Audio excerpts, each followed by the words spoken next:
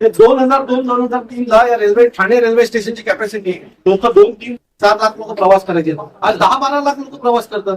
तर स्टेशन तेवढंच आहे, तो प्लॅटफॉर्म तेवढंच आहे, रेल्वेची संख्या तेवढीच आहे. सो उरलेल्या लोकांनी प्रवास कसा करायचा? तिकीट आणि पास का देतात त्या लोकांना? आमची लोक जी घरातनं बाहेर पडतात ना, ती परत संध्याकाळी रिटर्न तिकीट आम्ही परत येण्यासाठी काढतो. याच्या पुढे अशी परिस्थिती येईल की लोक सिंगल तिकीट काढतील, कारण येताना परत येणार आहेत की नाही याची खात्रीच राहणार नाही आम्हाला, जर रेल्वे प्रशासन बदललं गेलं नाही तर. आणि याच्याबद्दल आज मला तुमच्याकडे उत्तर हवंय दोघांकडे, तुम्ही याच्या पुढे काय करणार आहात, आम्हाला कशा प्रकारे पुढे जायचं हे तुम्ही आम्हाला समजून सांगितलं पाहिजे.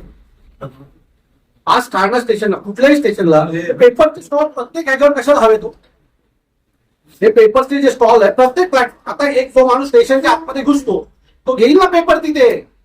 प्रत्येक आता डिजिटल युग आलेला आहे, लोक मोबाईलवर बातम्या वाचतात, तरी प्रत्येक स्टेशनच्या मध्ये जिथे महत्वाचे 2 डबे येतात त्याच्यामध्येच बरोबर तुमचा तो पेपरचा स्टॉल असतो.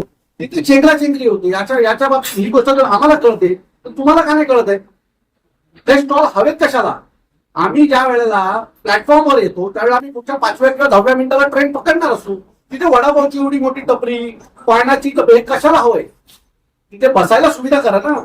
ज्येष्ठ नागरिक येतात, काही आजारी असतात, त्यांच्यासाठी बसायला खुर्च्या लावा. हे स्टॉलची गरज आम्हाला नाही.